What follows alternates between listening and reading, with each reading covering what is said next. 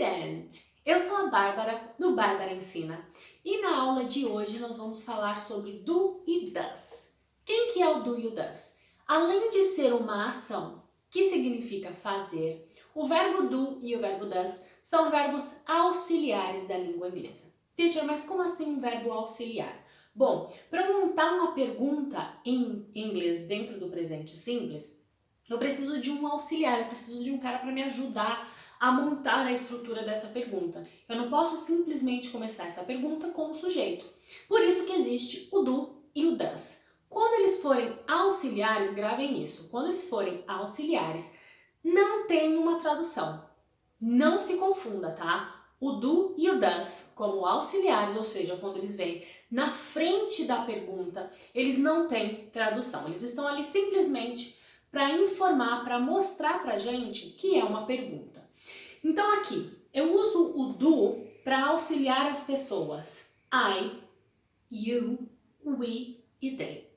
E eu uso o auxiliar does para ajudar, para auxiliar as pessoas he, she e it, ok? Vou montar uma pergunta que tenha she como sujeito, eu vou ter que usar o auxiliar does. Por exemplo, ela vai para a escola nas segundas?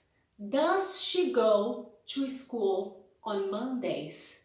Does she go to school on Mondays? Observe que coisa importante que eu vou falar para você aqui. Existe uma técnica meio doida que eu criei para a gente memorizar essa sequência aqui de palavras numa pergunta, que se chama ao sovaco.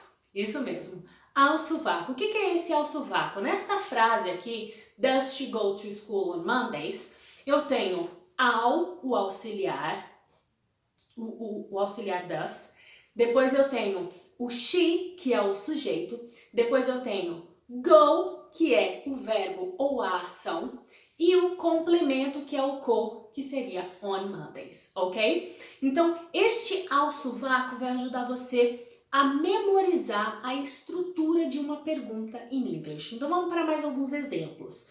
Eu quero montar uma pergunta agora com o you. Qual que é o auxiliar que eu vou utilizar? Bom, lembrando que os auxiliares de do, as pessoas que o do auxilia é I, you, they e we, então para montar uma pergunta com you, eu vou precisar da ajuda do, ok? Eu quero saber se você gosta de pizza.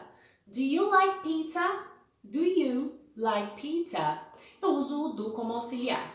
Uma outra coisa importante de ressaltar aqui.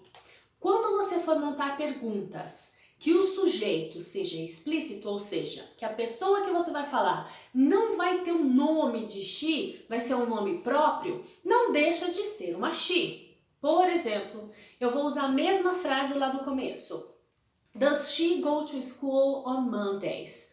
Eu posso substituir o she por Maria, por exemplo. Does Maria go to school on Mondays? Observe que Maria continua sendo she, por isso eu continuo usando o does como um auxiliar.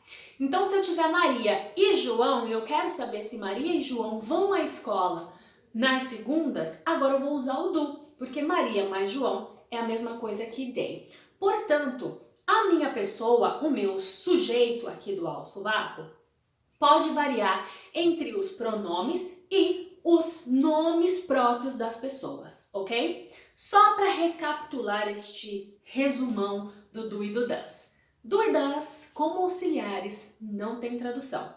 O do auxilia I, you, o they e o we. O does auxilia he, she e it. E, minha gente, para montar essa pergunta, eu uso a minha estrutura ao sovaco. Auxiliar, verbo ação, aliás, auxiliar, sujeito, verbo ação e o meu complemento. Bom, eu vou deixar uma lista de exercícios para vocês. Quem quiser essa lista, é só entrar em contato comigo nas redes sociais, mandar uma mensagem. Eu quero essa lista de exercícios do do e do does, que eu envio para você praticar mais em casa. Para mais coisas que vocês quiserem saber a respeito de inglês, é só me seguir, @Bárbara Ensina, nas minhas redes sociais. Foi um prazer ter essa aula com vocês. I see you next class. Bye bye!